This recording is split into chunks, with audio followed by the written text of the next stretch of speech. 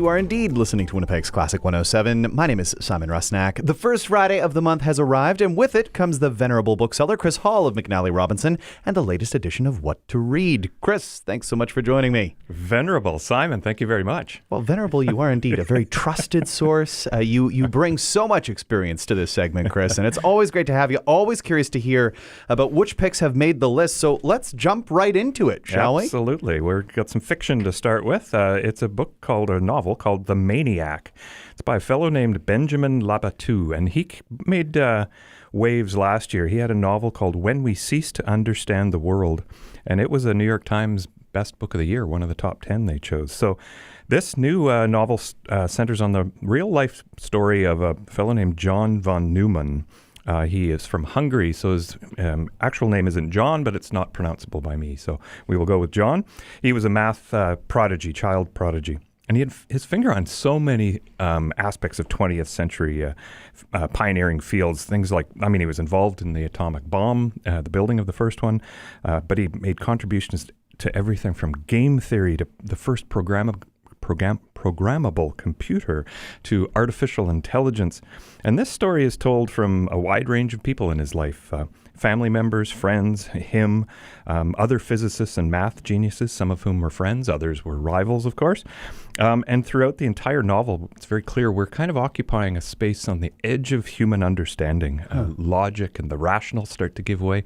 Quantum theory, when it starts to take over, rational and logic start to break down. And so these geniuses live their lives on this edge of understanding, and it's fascinating to watch them. Some of them literally, their minds break down as they occupy this space. It's a fascinating read.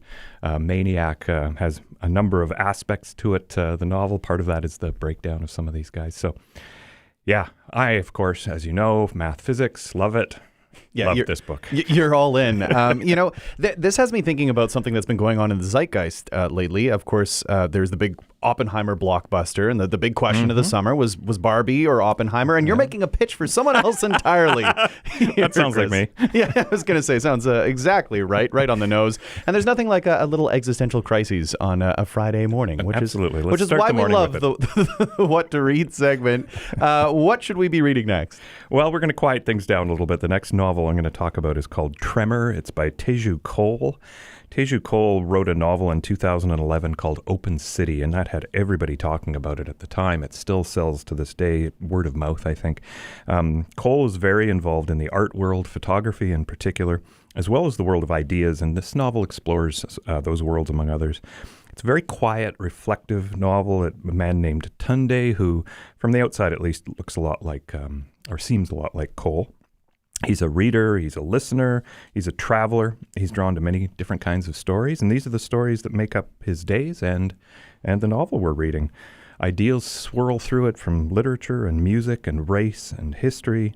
And it's a quiet novel even when it's dealing with some of those issues that are often quite a bit noisier than in this novel. It's one of those novels where you just realize that there's something going on even in your quietest moments. And if you pay attention and you appreciate, life seems, I don't know, a little more deep.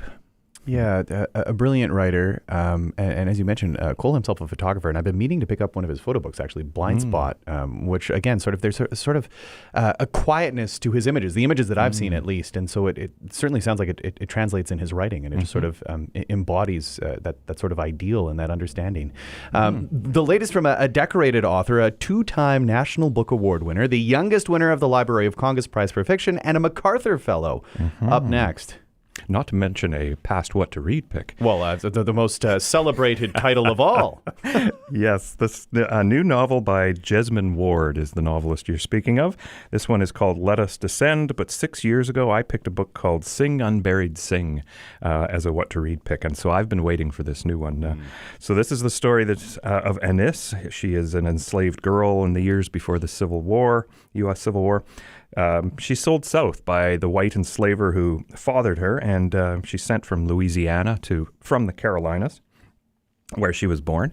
And in order to survive this march, she really relies on the memories of her mother, stories of her African grandmother. But as she kind of settles into this new life, she goes even further. This opens herself to a world beyond this one, a world where spirits and myth are prevail, and the world begins to take over this novel. We go from real life and all of its nightmares that she suffers to a spiritual life which sustains her. And it's a remarkable story, beautiful language, difficult in many ways, but really at its core, what are the sources for her joy, and where does she draw strength? Yeah, sounds like a very powerful read indeed. Jesmyn Ward, already so decorated. And I was just reading a little bit of buzz around this one, dubbed her most magnificent novel yet. And it certainly sounds like a powerful read indeed. We turn north of the border for the next pick. Come home a little bit.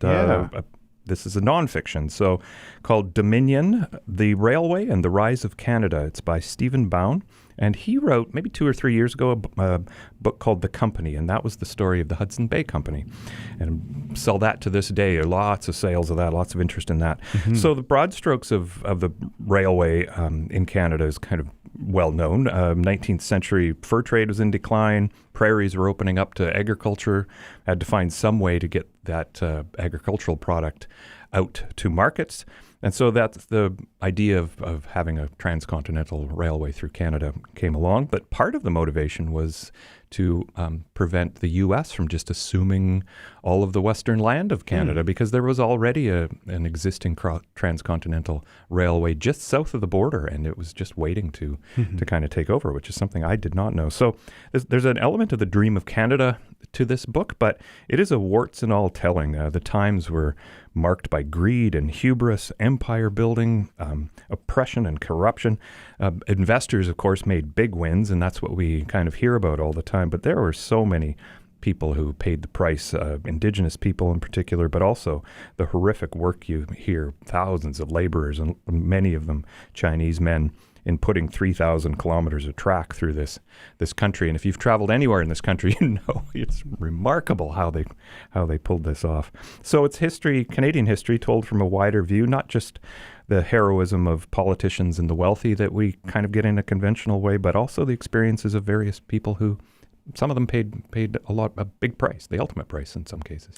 There certainly has been a reckoning over the past few years in Canada, looking at our own history and how this country was formed. And of course, the cross-country railway playing such a central role in that, as you were just mentioning, both this terrific and horrific fashion at the same time. So it sounds like a really fascinating read indeed. Now, Yes, if that wasn't a pick for the history buffs, Chris, That's right. You are going to outdo yourself, I think, with this next title. I may do. This is called The Emperor of Rome, Ruling the Ancient Roman World, and it is by no less than Mary Beard, who must be one of the world's great historians.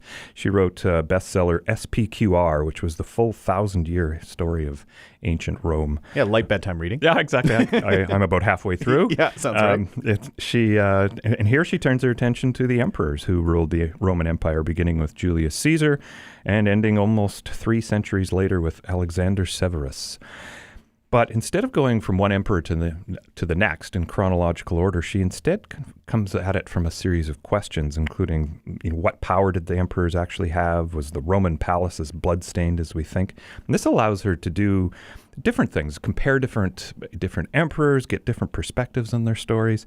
And so that approach offers some insights, some of them contrary to what our widely held assumptions are, not least of which the perception that emperors were all orchestrators of extreme brutality and cruelty. Those are the ones that get the press, if you will, but lots of others who did variations in that quite effectively and well in some cases. So great writer, great teller of stories and anecdotes, very entertaining guide to history, which, history could be a bit dry sometimes, maybe. In this case, not. She's a great story. So a great storyteller. So yes, you're right. If you're a history fan, you got somebody worthy of this gift in the coming months. Yeah, this is a good one.